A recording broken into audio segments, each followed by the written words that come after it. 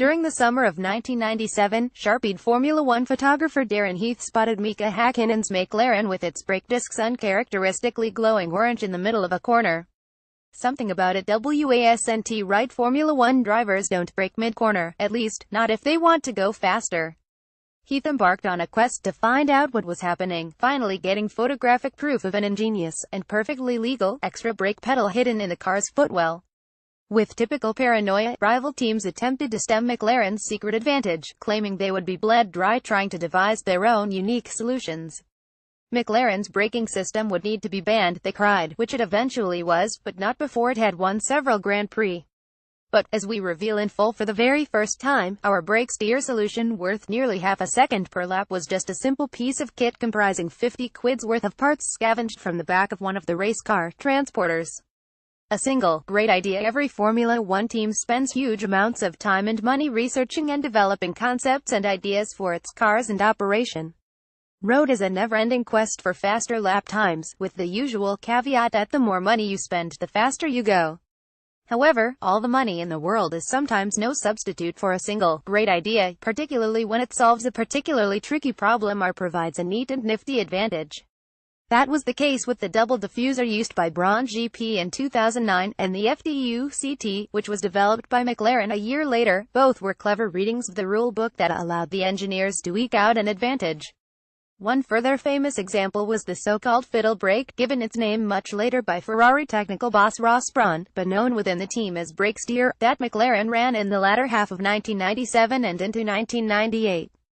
This simple concept allowed the rear brakes to operate on either the left or right side only, providing a clear benefit under acceleration in corners, and an instant lap time advantage. Mika and David finished 1 and 2 in the 1998 season opener, a eureka moment. The idea originally came from veteran McLaren chief engineer Steve Nichols, who literally had a eureka moment in the winter of 1996. It was Christmas time and I was on holiday at my parents' house and lying in the bath, the American recalls. We typically set the cars up with quite a lot of understeer. At the time we had fairly skinny rear tires and fairly meaty front tires, and I had this idea to put a rear brake on in the corners, to sort of dial out the understeer. Paddy Lowe was head of road at the time, and this would be considered an road project. So I told him I wanted to try this thing where we have an extra pedal in the car, and we put the right or left brake on to balance the car. Eventually he sanctioned the project. It sat on the test truck for months waiting to be tested, and finally wet exhausted every other test item. At 5 p.m. or something, at a Silverstone test, they said let's try that brake thing. The technology was basic, to say the least. All we had to do was put an extra master cylinder on the car, and a length of air-equipped brake hose that went to the right rear caliper, so that when you pushed the normal pedal it would put both rear calipers on, and when you pressed the fiddle brake it only activated the right rear. It was surprisingly simple to implement, recalls Tim Goss, who was chief test team engineer at the time. We obviously had to check that we were clear on the regulation side. My recollection is that we were confident that it was legal, and we just went for it. In terms of how we got to the assembly, and how we applied the brakes to one rear wheel, it was not much more than an additional pedal and brake master cylinder plumbed in the right way. Getting it on track. The first man to test it on track in early 1997 was Mika Hakkinen, partly because it was more complicated to fit the prototype to David Coulthard's car. In fact, I had thought of it specifically for David, says Nichols, because he used to say he didn't like oversteer. I thought this would give him the opportunity to set up the car with quite a lot of understeer, and then balance it with the fiddle brake. He still had a foot clutch because he was an old-fashioned kind of guy. He actually refused to test it because he thought it was weird. Mika was using the paddle clutch, so we just went back to an extra pedal, still only 3, but throttle, brake and fiddle brake. He was very open-minded, so he went out and tried it, and on his first run he went half a second a lap faster, which was pretty enormous. It did a fantastic job. I set it up on purpose with the pressure in the master cylinder so that he had to push quite hard on it, because I didn't want him to tap the thing and it suddenly spin. Had used the normal brake to slow the car down enough and then used the fiddle brake just to balance the car. You could push with a little more or less pressure. He thought it was great. So then David generated some interest, but he still couldn't countenance a hand clutch, so then we had to find space for 4 pedals in his car. With the original system, as used for the remainder of 1997, the team decided for each circuit whether to have the left or right rear brake operate, depending on the layout of the corners. Driving harder and harder we were racing with it on just one side, says Goss. So we'd pick which side we'd want to do, biased mainly to long high-speed corners where we had understeer. As you applied the brake mid-corner it would brake one of the rear wheels, and as you didn't want to slow the car down, you'd open the throttle to compensate, so it was a combination of pressing on two pedals at the same time. In doing that you're putting more torque through the outside rear wheel and less through the inside, and that puts a yaw moment on the car to steer the car around the corner. In corners where the car had a lot of understeer, then if you applied the brake steer, you would reduce the understeer. As the drivers got more used to it they could drive the thing harder and harder, which reduced the understeer. You had the added benefit that you didn't have to carry so much front wing on corner entry, so you ended up with a more stable car. Coulthard soon became a fan, and he was quickly up to speed with it. It was a brilliantly simple piece of engineering, which worked, says David. It meant I had 4 pedals because I didn't use the hand clutch. Well, I had a hand clutch, actually I had 2 hand clutches, and 1 foot clutch, which I preferred. I felt at that time it was still an advantage. I had tried left foot braking in the 96 car in Harath and didn't really feel comfortable with it, and reverted to right foot braking. And it must have been 1999 before I got into left foot braking again. We had to learn how to work with it, because you had to accelerate while you braked, otherwise you just locked the wheel. You could feel it was an advantage, because it yawed the car. So instead of riding over the front tire, you could rotate the car without having to put steering lock on, and steering lock affects the aerodynamics quite a lot, so there was an advantage aerodynamically in having that. We could use it also to control a bit of wheel spin on the inside wheel, coming out of tight corners. Independently Mika and I both worked that out. The theory had been proven in tanks and things like that, but actually doing it at speed out on the track was always going to be a bit different. Journalistic intervention. Initially rivals didn't know what Mclaren was up to, until a good bit of investigative work was done by the media.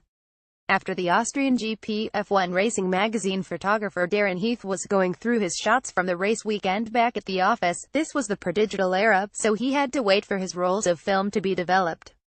He was surprised to see that shots of both McLaren drivers showed a rear brake disc blowing at a point where the cars were under acceleration out of a corner. Together with editor Matt Bishop, later to become an employee of McLaren, they pondered possible explanations.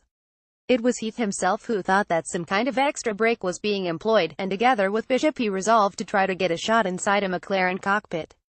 And that meant waiting for one of the cars to retire on track, and be abandoned by its driver. The next race was the Luxembourg GP, at the Nürburgring, and Heath even arranged that Bishop, watching on TV back in the UK, would call his mobile phone if a McLaren retired, and tell him where it was parked. With incredible timing both McLarens did retire from the race after running at the front, ironically during an ad break back in the UK. Even without Bishop's help, Heath managed to get to the cars. Coulthard had left his steering wheel on, so Heath couldn't get his camera and flash gun into the cockpit, so he didn't snap the Scots 4-pedal arrangement. However, Hakkinen had taken his wheel off, so Heath was able to fire off a few shots, with guest exposures, and get shots of the footwell. And when the pictures were developed they showed a little extra pedal in a car that should only have had a throttle and brake. It was a brilliant piece of clever, investigative journalism, and a fantastically memorable scoop.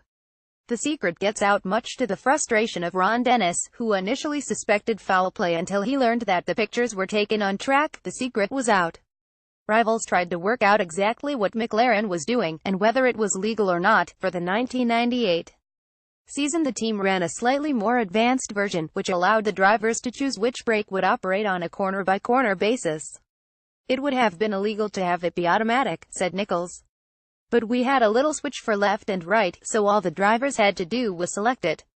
They were complaining a little bit about that, but considering what they have to adjust these days, it was pretty minimal.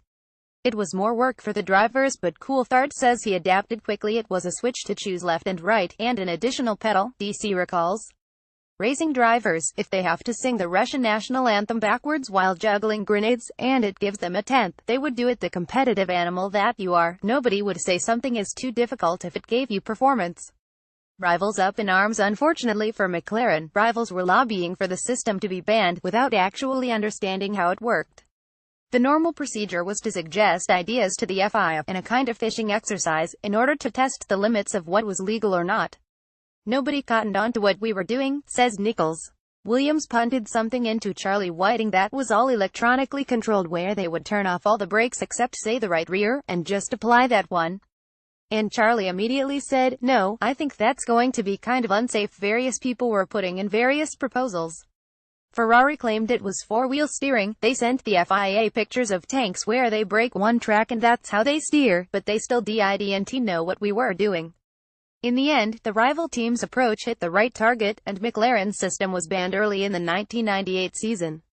It was banned on the basis of four-wheel steering, although obviously it was not realigning the wheels, says Goss. "We called it brake steer, which was unfortunate. When we tried to argue that it wasn't anything to do with steering, it was a bad choice of name from ourselves." Then Ross Brawn coined the term fiddle brake, which is used by cross-country trial cars for a handbrake that works on each of the rear wheels to try and turn the car. For McLaren and Nichols, the decision was a source of disappointment. "I remember Alain Prost, who had a team at the time, saying we've got to ban this because it will cost millions in development," he says. "And it was 50 quid's worth of parts that we already had in the truck." A trip down memory lane. Read more. Fernando's race engineer Mark Temple explains exactly what those buttons mean. Read more how DC took the spoils at Monza in 1997. Read more.